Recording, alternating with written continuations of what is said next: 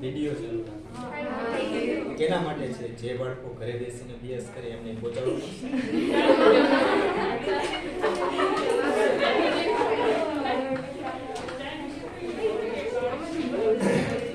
ચાલો જો 2.15મો બોલ્યો છે હાઇઝનબર્ગનો અનિશ્ચિતતાનો સિદ્ધાંત. હાઇઝનબર્ગનો અનિશ્ચિતતાનો સિદ્ધાંત. તો આના વિશે બધાને ખ્યાલ છે ને? હાઇઝનબર્ગે છે સિદ્ધાંત આપ્યો છે એ ગતિ કરતા સૂક્ષ્મ કણ માટે છે. આપણે એ સિદ્ધાંત ઇલેક્ટ્રોન માટે લાગુ પાડીએ છીએ. ગતિ કરતો સૂક્ષ્મ કણ આપણા માટે કોણ છે? ઇલેક્ટ્રોન. તો આ ઇલેક્ટ્રોનનું સ્થાન અને વેગમાન બંને એક જ સમયે ચોકસાઈપૂર્વક માપી શકાતા નથી. જો બંનેની વાત છે. કારણ કે હાઇઝનબર્ગે ઇલેક્ટ્રોનનું સ્થાન છે એ માપવાનો પ્રયત્ન કર્યો ઇલેક્ટ્રોન માઇક્રોસ્કોપની મદદથી. ત્યારે એના વેગમાનના માપનમાં અનિશ્ચિતતા આવે છે. ક્લિયર બાબત?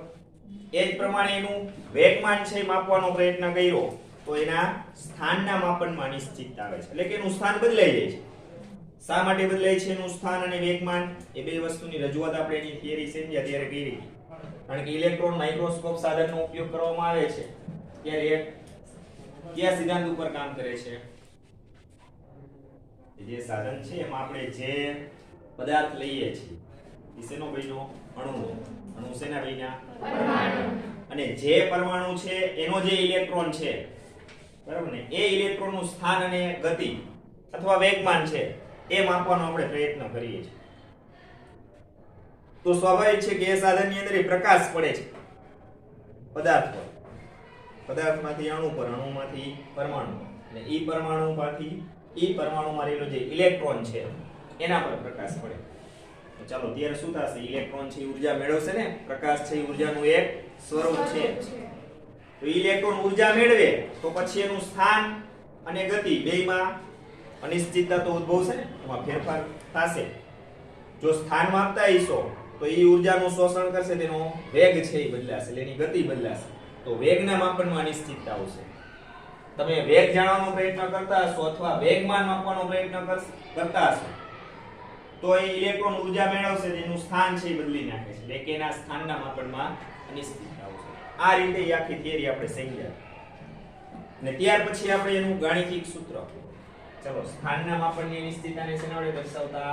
ડેલ્ટા x ઇન્ટુ એટલે ગુણાકારમાં વેગમાનના માપનની અનિશ્ચિતતા એટલે ડેલ્ટા t વડે.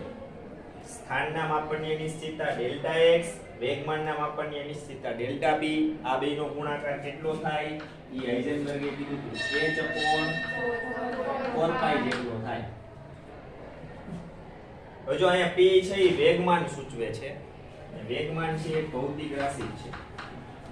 આ વેગમાન બરાબર શું થશે? દળ ગુણ્યા વેગ.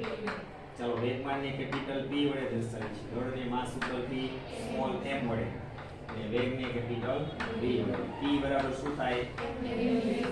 mv. ચલો અહીંયા આગળ ડેલ્ટા એટલે ફેરફાર કહેવાય. ડેલ્ટા શું સૂચવે છે? ફેરફાર અથવા તફાવત. તો P ની જગ્યાએ તમે mv મૂકો એટલે ડેલ્ટા mv થાય. હવે એમાં m શું સૂચવે છે? ઇલેક્ટ્રોનનું દળ. એ ક્યારેય બદલાતું નથી. આપણે કેટલું લઈશું? 9.11 × 10⁻31 કિલોગ્રામ.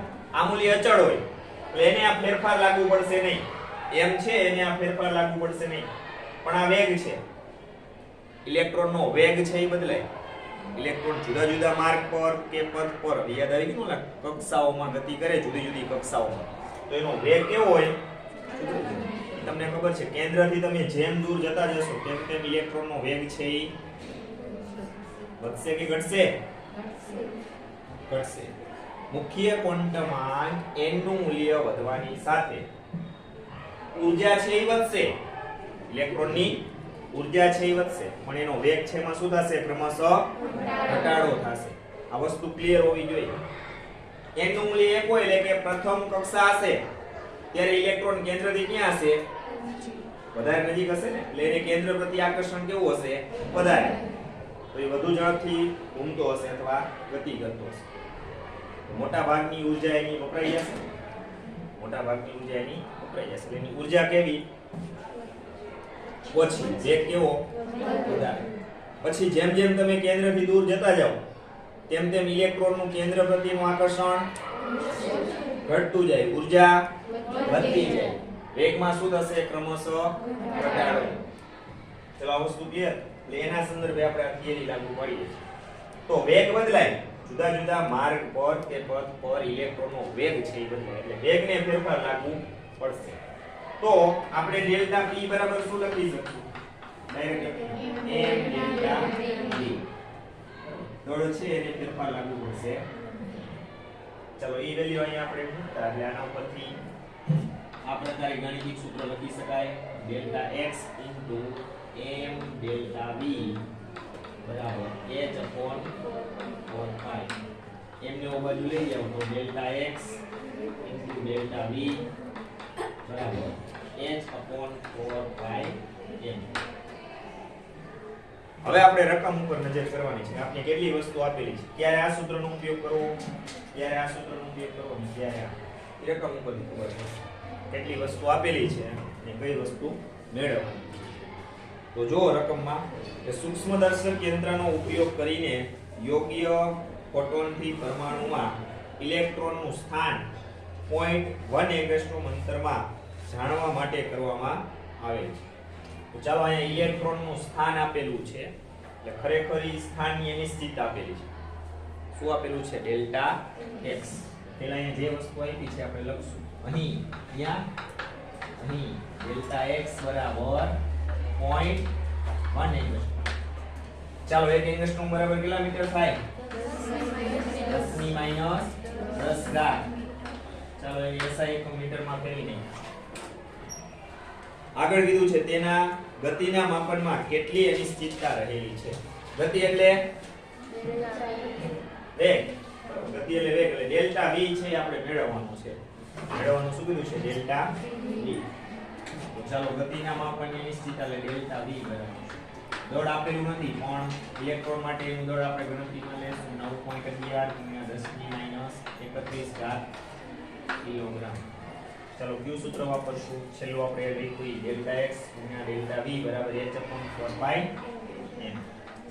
ચાલો હાઇઝનબર્ગના અનિશ્ચિતતાનું સિદ્ધાંત ગાણિતિક સૂત્ર h/4 આમાંથી ડેલ્ટા v ને સૂત્રનો કરતા બનાવો h/4 m delta x. Delta x ના બાજુ લે એટલે છેદમાં આવી જશે. ચાલો હવે બધી કિંમતો જાણીએ છીએ. h એટલે પ્લાન્કનો અચળાંક 6.626 ગુણ્યા 10 ની માઈનસ 34 ઘાત એકમ જૂલ ઇન્ટુ સેકન્ડ. પાઈ ની કિંમત 3.14 m ઇલેક્ટ્રોનનું દળ 9.11 ગુણ્યા 10 ની માઈનસ 31 ઘાત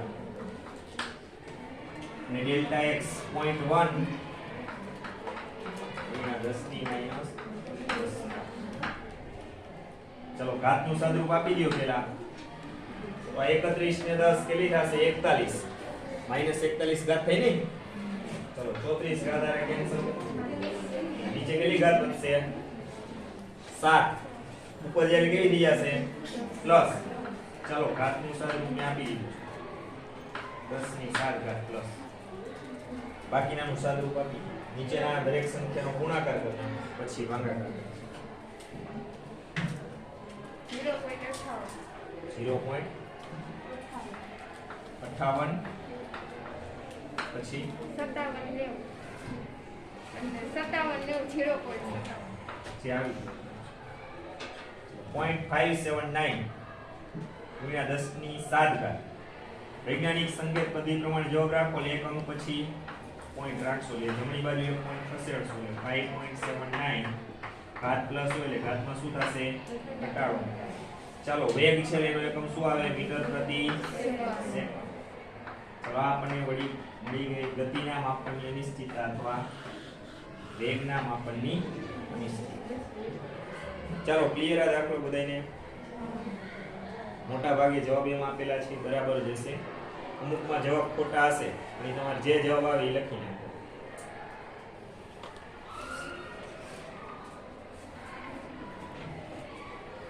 ચાલો જો એના પછી 2.16 આના પછીનો બોલ્યો છે 2.100. આ સૂત્રનો ઉપયોગ કરવાનો છે પણ એમાં થોડું ફેરવીને પૂછ્યું. શું કરવાનું છે હું પહેલા સમજાવું. એકમ છે એ ફરજિયાત જવાબને અંતે લખો. અહીં અડધો માર્ક્સ છે એ કપાઈ જશે. પછી દલીલ કરવા કે આર્ગ્યુમેન્ટ કરવા ન આવતા. સાહેબ મારો જવાબ તો સાચો છે. સારું છે આવો કે પ્રશ્ન એ રહ્યો નથી. હવે ઉદ્ભવના ચાલુ થઈ છે. પ્રશ્નના માપનમાં જે અનિશ્ચિતતા હતી અત્યાર સુધી જોવા મળી હવે ચાલુ થશે.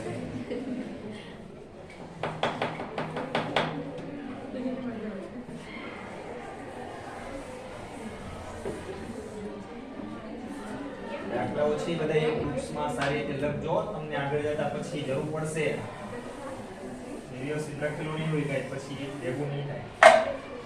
જો એમાં શું કહે છે કે એક ગોલ્ફના દડાનું દળ 40 ગ્રામ છે. ચાલો દળ એટલે માસ ઉપરથી શેના વડે દર્શાવશું આપણે m વડે. સ્મોલ m બરાબર 40 ગ્રામ. ચાલો એને SI એકમ કિલોગ્રામમાં ફેરવી નાખશો. કેટલા વડે ગુણવા પડશે? 10 ની -3 કિલોગ્રામ. ચલો એ તો આવડી ગયું ને. 10 ની -3 શા માટે કિલોગ્રામમાં ફેરવો એટલે 40 ને તમારે 1000 વડે ભાંગવા પડે. 1000 એટલે 10 ની 3 છેદમાં કેવી છે પ્લસ, ઉપર લેવલ કેવી થઈ જાય માઈનસ. આગળ જો અને વેગ આપ્યો છે. વેગ v બરાબર કેટલો આપેલો છે? 45 મીટર પ્રતિ સેકન્ડ છે. આગળ જુઓ, જો વેગ 2% ની ચોકસાઈથી માપી શકાય. આ જે વેગ છે એ 2% ની ચોકસાઈથી માપી શકાય તો ખરેખર આના ગુણાકારમાં વેગ છે એના ગુણાકારમાં તમે ચોકસાઈ લઈ લ્યો એટલે એ થઈ જાય ડેલ્ટા v થઈ જાય. જેને આપણે શું કહીશું? વેગના માપનની અનિશ્ચિતતા. બસ આટલો જ ફેરફાર છે. વેગના માપનની અનિશ્ચિતતા આપેલો વેગ એને ગુણ્યા ચોકસાઈ પૂર્વક જે આપણે માપી શકીએ છીએ ટકા આપ્યા છે. કેટલા આપ્યા છે? 2 ભાગ્યા 2% એટલે ટકા હંમેશા 100 હોય ને. 2% છે 2 ભાગ્યા 100. આ થઈ ગઈ વેગના માપનની અનિશ્ચિતતા મળી ગઈ. જો અહીંયા વેગ અને ચોકસાઈ બેયના મૂલ્યો કેવા આપ્યા છે? જુદા જુદા. બેયનો તમે ગુણાકાર કરી નાખશો એટલે તમને વેગના માપનની અનિશ્ચિતતા મળી જશે ડેલ્ટા v. આગળ જુઓ શું કીધું છે તો સ્થાનમાં અનિશ્ચિતતા ડેલ્ટા v આપેલો છે. ડેલ્ટા x મેળવવાનો કીધું છે. આગળનું આપણે એક્ઝામ્પલ કર્યું એમાં ડેલ્ટા v આપણે મેળવ્યો હતો. ડેલ્ટા x છે એ આપણને આપી દીધું. ચાલો ક્લિયર વસ્તુ. આમાં ફેરફાર થાય તો બસ આવો ફેરફાર થશે કે તમને બે વસ્તુ અલગ અલગ આપી દીધી. ચોકસાઈ છે એનું મૂલ્ય જુદું આપેલું હશે અને વેગ છે એનું મૂલ્ય જુદું આપેલું હશે. તો એ બેનો ગુણાકાર કરી નાખવાનો અથવા જે ચોકસાઈ આપી ને એ સૂત્ર મૂકી ગાણિતિક અને ગુણાકારમાં લઈ લેવાનું. 5% આપ્યા હોત તો આ સૂત્ર મૂકીને એક ગુણાકારમાં 5 ભાગ્યા 100 તોય ચાલશે. છેલ્લે તો એ જ ને એકંદરે સમજાઈ ગયું? રેડી છે. તો અહીંયા આપણે લખશું સીધા વેગના માપનની અનિશ્ચિતતા સીધી લખી 45 ભાગ્યા 100 મીટર પ્રતિ સેકન્ડ. ડેલ્ટા x છે આપણે મેળવવાનું છે. ચાલો હાઇઝનબર્ગના સિદ્ધાંતનું ગાણિતિક સૂત્ર ડેલ્ટા x ડેલ્ટા v બરાબર h/4 પાઈ n. વાતું કરે છે વાતુની કેમ જરૂર છે? જો લખવાનું શરૂ કરીશ ત્યારે મને ખબર બધી હશે કોણ કરે છે એ ખબર હશે. એક અઠવાડિયું જતું રહેશે હું કહી દઈશ કે આજ વિદ્યાર્થી અવાજ કેવો છે. ફાયદો શું? મારા કાન છે બહુ સારા છે. અવાજ સીધો જ મને સંભળાઈ જાય. માઇક્રો કે નેનો ની અંદર અવાજ આવશે તો ખબર પડી જશે. હવે એ પૃથ્થકરણ કે એનાલિસિસ આપણે કરવા માંગતા નથી. અત્યાર સુધીના જે નીચલા લેવલે તમે ભણ્યા ત્યાં સુધી આવી બધી વસ્તુ હોય કે સાહેબ બોર્ડ ઉપર લખવા જઈને આપણે 4 આંક લઈ જાશે તમારું. અમારો સમય પૂરો થઈ જશે બે જઈશું. ગુમાવાનું કેને છે અત્યાર સુધી આપણે ખબર ન પડતી. શા માટે? આપણે નીચલા વર્ગના સ્ટુડન્ટ હતા, વિદ્યાર્થીઓ. હવે તમે વડીલ કહેવાય વિદ્યાર્થીઓ. વડીલ પાસેથી કોઈને કઈ શીખવાનું હોય ને, કે તમારા સ્કૂલ કાર્ડ માટેના લાસ્ટ આ 2 યર 2 વર્ષ છે એ મહત્વના છે. પછી તમને કોઈ સ્કૂલના વિદ્યાર્થી નથી કહેવાના, તમને નવું બિરુદ મળવાનું છે. આ 2 વર્ષ પૂરા કરીને જાશો આગળ ઉચ્ચ કક્ષાના અભ્યાસમાં, પછી તમને શું ગણવામાં આવશે? કોલેજના વિદ્યાર્થી ગણવામાં આવશે. જો આ માપદંડ બધા બદલાઈ જશે. હવે તમારામાંથી 1 થી 10 વર્ગના જે વિદ્યાર્થીઓ છે, નાના બાળકો છે, એને તમારામાંથી શીખવાનું છે. તમે જેવું કરશો એવું અનુકરણ ઈ લોકો કરવાનું છે. તમે વડીલ કહેવાય કે ન કહેવાય? હવે વડીલ અવાજ કરે પછી નીચેના છોકરો તો અવાજ કરે, સ્વાભાવિક છે. એટલે ન થવું, કેવું જ ન પડે ક્યારેય. અને પછી એવું લાગશે તો આપણે રાસાયણિક પ્રક્રિયાવાળું ચેપ્ટર ચલાવ્યું નથી પણ ચલાવશું.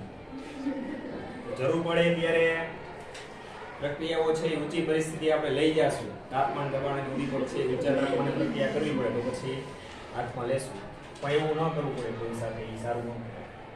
ચાલુ થાય પછી તમારું ધ્યાન અહીંયા હોવું જોઈએ. જો પછી તમને તકલીફ પડશે, અહીંયા તમે મેક્સિમમ સમજી લીધું હશે તો ઘરે જઈને તમારે પ્રયત્નો ઓછા કરવા પડશે. માત્ર જે તમે હોમવર્ક લખો છો અને તૈયારી કરો છો ને ત્યાં જ પૂરું થઈ જાય. દરેક સબ્જેક્ટનો જે કન્સેપ્ટ હોય ને ક્લિયર થઈ જશે. અહીંયા ન સમજાય પછી ઘરે જઈને તમે ગમે તેટલી મહેનત કરશો તો તકલીફ પડશે. ખરેખર આવડી ગયું હોય તો આજુબાજુ રહેલા વિદ્યાર્થીઓ છે એને કદાચ ન આવડ્યું તો એને આપણે ડિસ્ટર્બ કરી છે. તો બને ત્યાં સુધી અવાજ કોઈ કરવાનો, વાતો કરવી. પછી સમય મળશે ત્યારે વાતો કરવી. આમે આપણે ઘણો સમય વાતો કરી છે. ચાલો રેડી. ડેલ્ટા x છે આપણે મેળવવાનું છે. એને આપણે સૂત્રનો કરતા બનાવીએ. બાકી બધું એક બાજુ લઈ જાવ અને પછી બધી કિંમતો મૂકી. ચાલો બોલો. h ની કિંમત 6.626 ગુણ્યા 10 ની માઈનસ 34 ઘાત છેદમાં 4 ભાઈ એટલે 3.14. એમ એટલે ગોલ્ફના દડાનું દળ આપેલું છે, આ જ ધ્યાનમાં લેવાનું છે. જો અહીંયા ભૂલથી તમે ઇલેક્ટ્રોનનું દળ મૂકી દો એટલે દોરું થઈ જશે. બરાબર. દળ કેટલું આપેલું છે? 40 ગુણ્યા 10 ની માઈનસ 3 ઘાત into delta v. Delta v કેટલો છે? અહીંયા લખી નાખી. આ છેદમાં જશે, છેદનો છેદ ક્યાં આવી જશે? 100 ઉપર. ચાલો આપી દો સાથે. ચાલો આ 3 ઘાત ઉડી જશે એટલે વધશે કેટલી? એક મિનિટ ઉડાડી 31 વધશે, એમાંથી એક ઘાત કાઢી નાખો 30. ચાલો ઘાતનું સારું બતાવી 10 ની માઈનસ 30 ઘાત. સમજાઈ ગયું? 3 ઘાત ઉડી જશે એટલે 31 અને એક છે ઘાત કાઢી નાખો 10 ની પ્લસ ઘાત 30. બાકીનાનું સાદું રૂપ આપી દો. 0.146 આ જાય છે ને?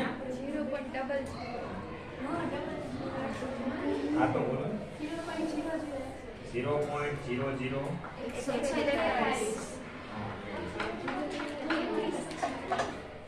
3 પોઈન્ટ આમ ખસેડો. વૈજ્ઞાનિક સંકેત પદ્ધતિ પ્રમાણે લઈ જાવ 1 2 ને 3 એટલે 1.46 3 પોઈન્ટ ખસેડો છો એટલે 33 ઘાત થઈ જશે ને? માઈનસ ઘાત છે એટલે એમાં વધારો થશે. ચલો આ સ્થાનની અનિશ્ચિતતા છે. કયો એકમ લખશો? મીટર. ડેલ્ટા x બરાબર 1.46 ગુણ્યા 10 ની માઈનસ 33 ઘાત મીટર. ચાલો હવે ત્યાર પછી આગળ હવે ક્વોન્ટમ છે એના દાખલાઓ આપેલા છે. 2.17 કોયડો 2.17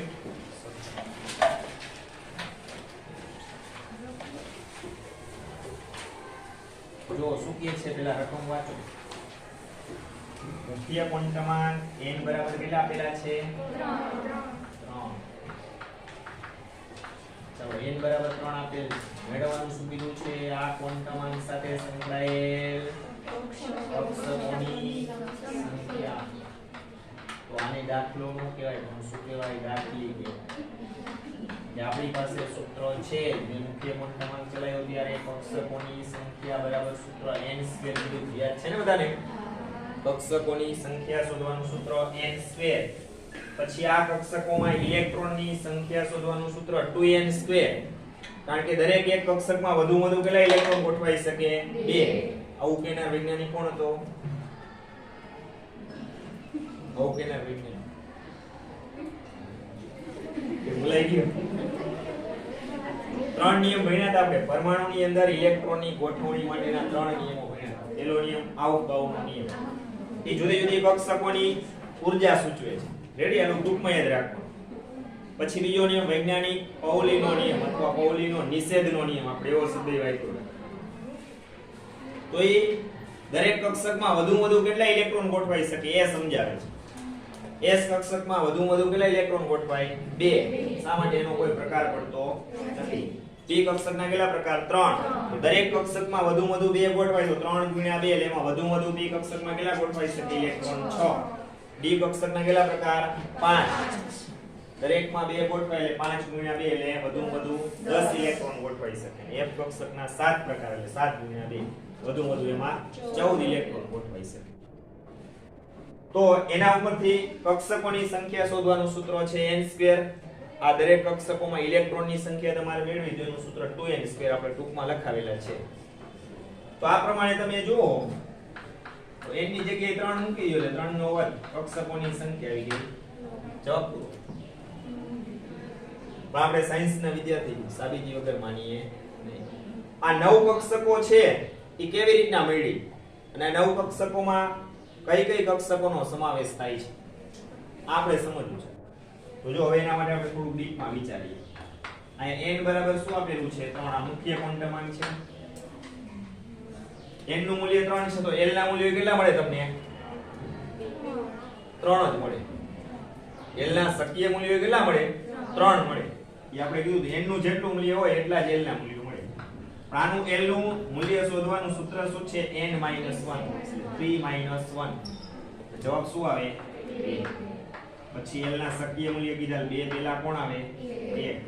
પછી l નું મૂલ્ય 0 થી સ્ટાર્ટ થાય ને એટલે n બરાબર 3 મૂલ્ય સાથે l ના શક્ય મૂલ્યો કેટલા સંકળાયેલા હોય? n નું મૂલ્ય 3 છે એટલે l ના મૂલ્યો કેટલા સંકળાયેલા હોય? 3.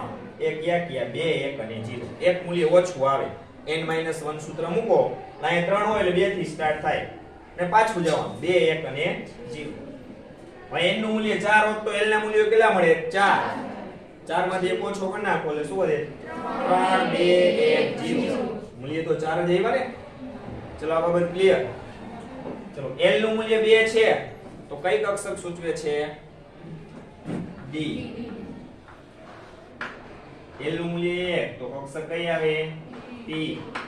l નું મૂલ્ય 0 તો કઈ કક્ષકનો નિર્દેશ કરે છે? S. ચલો આના પછી આપણે ચુંબકીય ક્વોન્ટમાંક ml ભણ્યા હતા. l ના મૂલ્ય પરથી ml ના મૂલ્યો નક્કી થાય. પણ તમને ડાયરેક્ટ આવડી જશે. D કક્ષક આવે છે તો એના કેટલા પ્રકારો પડે? 5. P કક્ષક એના કેટલા પ્રકારો? 3. S કક્ષક પોતે જે હોય 1s 2s 3s 4s એવું. કુલ કક્ષકો કેટલી થઈ ગઈ?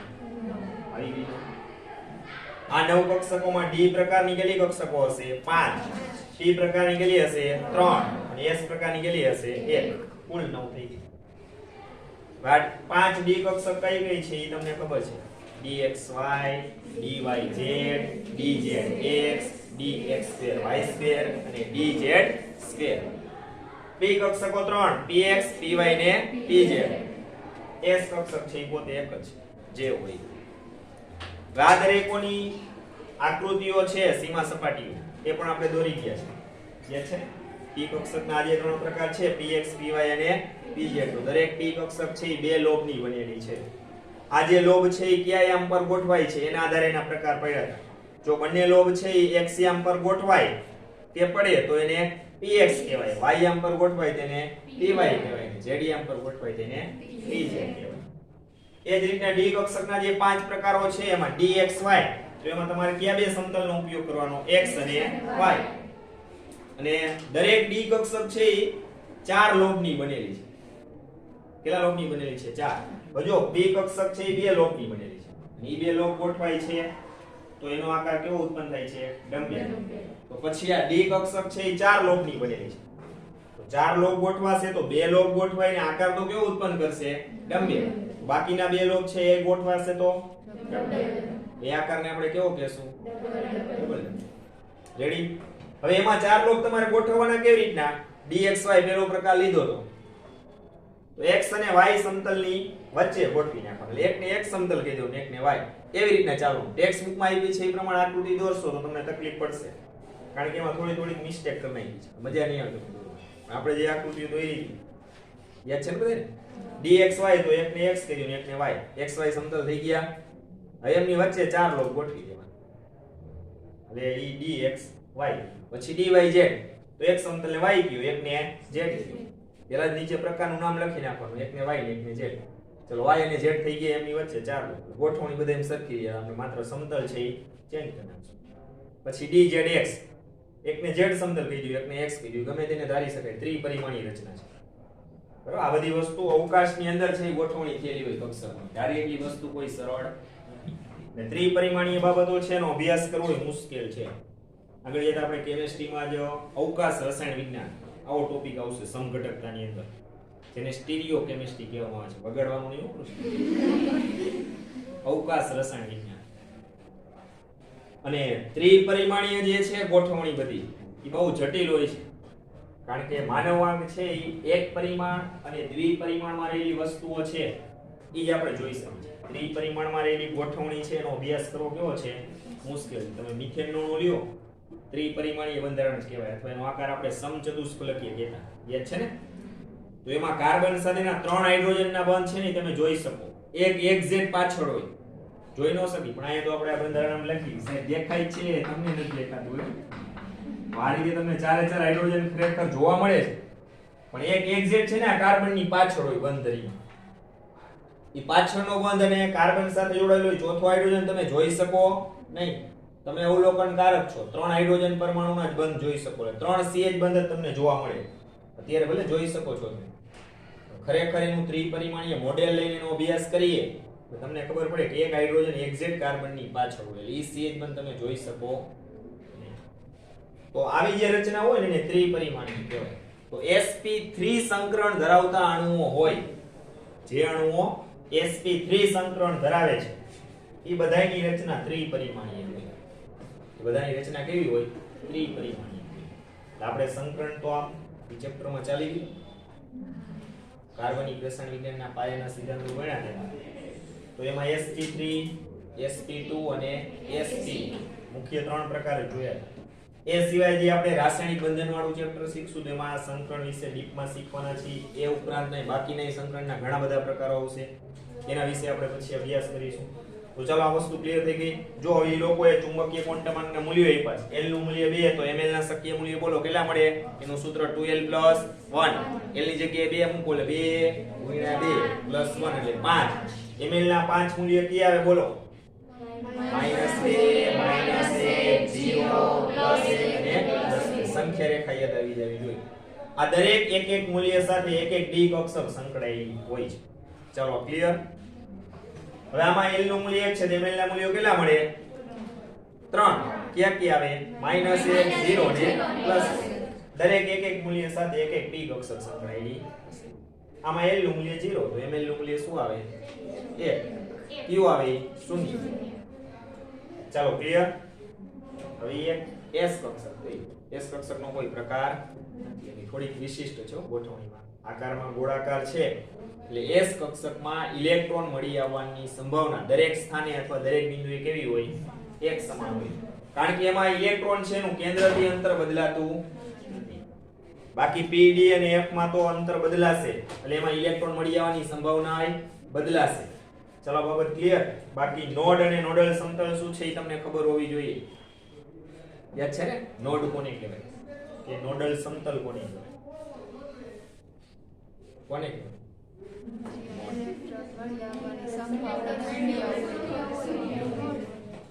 કક્ષકની અંદર રહેલો એવો ભાગ કે જ્યાં ઇલેક્ટ્રોન મળી આવવાની સંભાવના હોતી અથવા ખૂબ જ ઓછી હોય એને એવા ભાગને નોડ કહેવાય. તો આપણે નોડ કે નોડલ સમતલ મેળવવા હોય તો એના સૂત્રો એ લખ્યા હતા.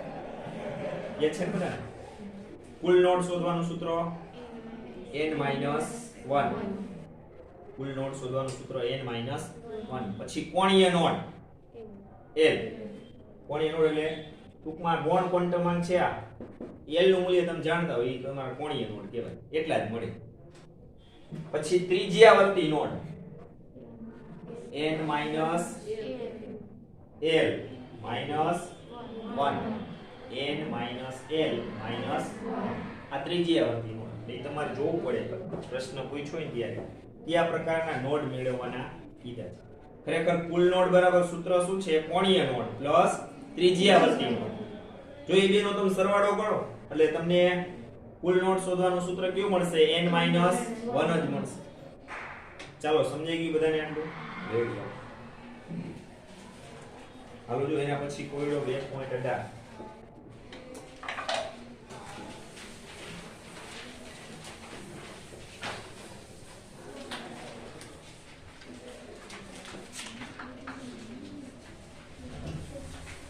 શું કહે છે મારા તો SPDF સંકેતો એટલે કે કક્ષકોનો ઉપયોગ કરીને નીચેના ક્વોન્ટમાંક દર્શાવતી કક્ષકોનું વર્ણન કરો એકદમ સિમ્પલ છે એમાં પહેલું a કરીને આપેલું છે n = 2 અને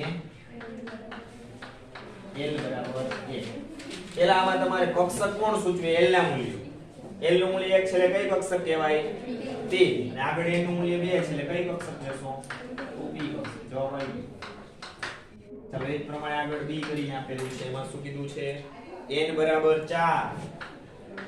અને l = 0 ચાલો l નું મૂલ્ય 0 કઈ કક્ષક સૂચવે છે s આગળ n નું મૂલ્ય 4 એટલે કઈ કક્ષક કહેવાય 4s કક્ષક તમને મેં પણ શીખવાડી દીધું છે અવકવના સિદ્ધાંતમાં કે s કક્ષકની શરૂઆત ક્યાંથી થાય 1s અને ક્યાં સુધી 7s સુધી યાદ છે ને પછી p કક્ષક માટે n નું લઘુત્તમ મૂલ્ય 2 એટલે એની શરૂઆત ક્યાંથી થાય 2p 2p 3p 4p 5p 6p ને 7p સુધી d કક્ષક માટે n નું લઘુત્તમ મૂલ્ય 3 એટલે એની શરૂઆત ક્યાંથી થાય 3d 3d 4d 5d 6d સુધી જાવ અને પછી f કક્ષક માટે n નું લઘુત્તમ મૂલ્ય 4 એની શરૂઆત ક્યાંથી થાય 4f એમાં બે જ કક્ષકો ધ્યાનમાં લીધી છે આપણે 4f અને આટલું યાદ હોવું જોઈએ ચાલો એના પછી ત્રીજું c કરીને છે એમાં n = 5 ને l = 3 ચાલો l = 3 કઈ કક્ષક સૂચવે છે f આવશે ને ને આગળ 5 છે એટલે કઈ કક્ષક સૂચવે છે 5f કક્ષક ને છેલ્લે d માં n = 3 ને l = 2 ચાલો l નું મૂલ્ય 2 છે કઈ કક્ષક આવે d ને આગળ n નું મૂલ્ય 3 એટલે કઈ કક્ષક 3d કક્ષક પૂરા જવાબ આવડી જાય ને આવું તો રેડી ચાલો છે હવે આપણે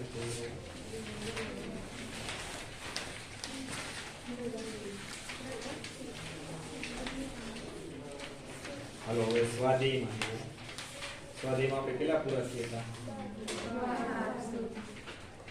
12 સુધી થઈ ગયા ને જો 1 થી 12 આપણે કરાવેલા છે એમાં કોઈને કઈ પ્રશ્ન હોય તો પૂછી શકો નથી ને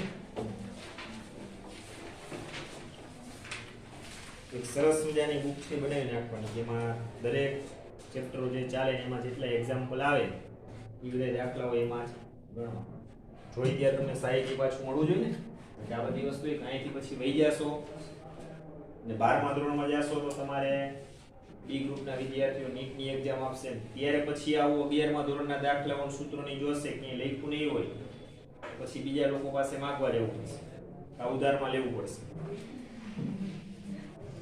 પછી તકલીફ પડે પણ તમે તમારી રીતે લખેલું હશે દરેક વિદ્યાર્થી પોતપોતાના દ્રષ્ટિકોણથી લખતા હોય ઘણાને અમુક વસ્તુ સરળ લાગતી બીજા માટે અઘરી લાગતી હોય એ લોકો વધારે સ્ટેપ લખતા હોય બાજુમાં થોડું બીજું વધતું એ લખેલું હોય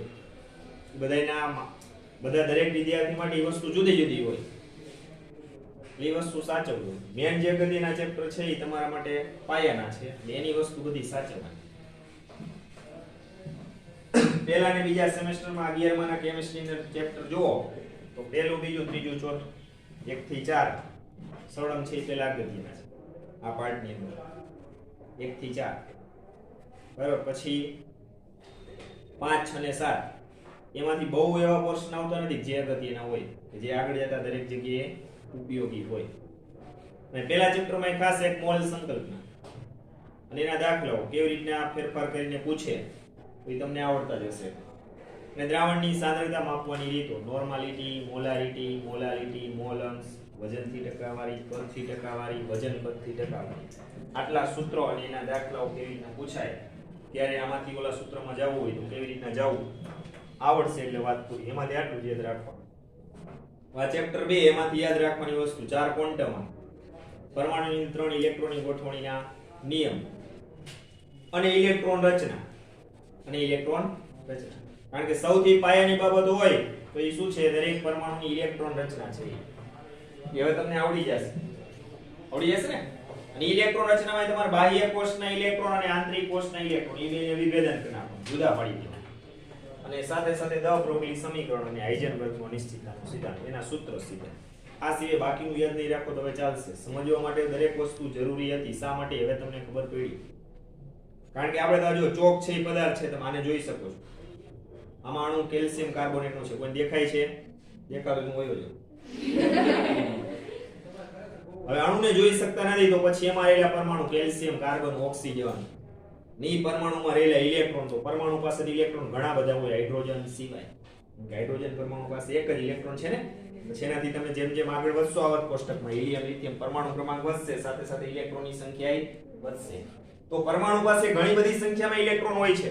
એમાંથી કયા ઇલેક્ટ્રોન અગત્યના છે આપણા માટે કયા ઇલેક્ટ્રોન અગત્યના છે? બાહ્ય કોષના. ને બાહ્ય કોષ કેમ નક્કી કરવો? તો નિષ્ક્રિય વાયુનો ઉપયોગ કરીને આપણે ઇલેક્ટ્રોન રચના ટૂંકાવતા શીખી ગયા છીએ.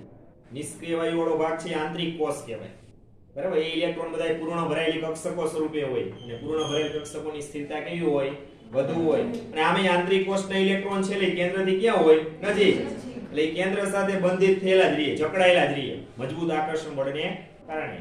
એને છૂટા પાડવા મુશ્કેલ છે. એટલે રાસાયણિક પ્રક્રિયામાં ઇલેક્ટ્રોન ભાગ લે નહીં. તો હવે એના પછીના જે ઇલેક્ટ્રોન આવ્યા એનું બાહ્ય કોષ કહેવાય. એમાં રહેલા જે ઇલેક્ટ્રોન છે એ આપણા માટે અગત્યના છે. કારણ કે એને કેન્દ્ર પ્રતિ આકર્ષણ કેવું હોય? કેન્દ્રથી આમે દૂર ઇલેક્ટ્રોન છે એટલે ઓછું. તો એ આકર્ષણ તોડવા માટે બહારથી કંઈક ઊર્જા આપવી પડે. એટલે આપણે ખબર છે ને આ રીતના રાસાયણિક સમીકરણમાં દર્શાવી છે. ડાબી બાજુએ પ્રક્રિયકો, જમણી બાજુએ આ વચ્ચે કંઈક ને કંઈક દર્શાવી છે. મોટા ભાગે 3 પરિસ્થિતિઓ દર્શાવી છે. એટલે 3 પ્રશ્નાર્થ છે. કેટલા મૂકી શકાય ને? એક તાપમાન, દબાણ અને ઉદ્દીપક. તો એક પદાર્થમાંથી બીજો પદાર્થ બનાવી છે ત્યારે આ ત્રણેય વસ્તુ એટલી જ અગત્યની છે જેટલી અહીંયા આપણે કયા બે પ્રક્રિયકોને પસંદ કરીને કારણ કે અહીંયા અગત્યની બાબત એ છે કે અહીંયા તમારે કઈ નિપજ જોઈ છે એને અનુસંધાને રો મટીરીયલ છે કયા બે પ્રક્રિયકોને ભેગા કરવા એને અનુસંધાને જોઈ. અહીંયા તમારે નિપજ મિથેન જોતી હોય ને અહીંયા તમે બાકીના જે બે પદાર્થો પસંદ કરો કે એમાં એના પરમાણુ આવતા જ ન હોય. મિથેન નિપજ કોઈ દી મળે. એ બધું કઈ નિપજ જોઈ છે એના અનુસંધાને હોય. પછી તાપમાન, દબાણ અને ઉદ્દીપક છે એ ખૂબ જ મહત્વના છે. ઘણી બધી પ્રક્રિયાઓ થાય ત્યારે માત્ર તાપમાનની જરૂર પડતી હોય. અમુક પ્રક્રિયામાં તાપમાન અને દબાણ બેયની જરૂર પડતી હોય. અમુક પ્રક્રિયામાં ત્રણેય વસ્તુ જોતી હોય. અમુકમાં માત્ર ઉદ્દીપક જ નો ઉપયોગ થતો હોય. અમુકમાં માત્ર દબાણનો જ ઉપયોગ થતો હોય. આવી બધી વસ્તુ આવતો. આને કહેવાય પ્રક્રિયા પરિસ્થિતિ. વચ્ચે જે આપણે તાપમાન, દબાણ અને ઉદ્દીપક દર્શાવી છે આપણા માટે શું છે? પ્રક્રિયા પરિસ્થિતિ છે. એમાં તાપમાન કેટલું લેવું ને એ કેમ ખબર પડે?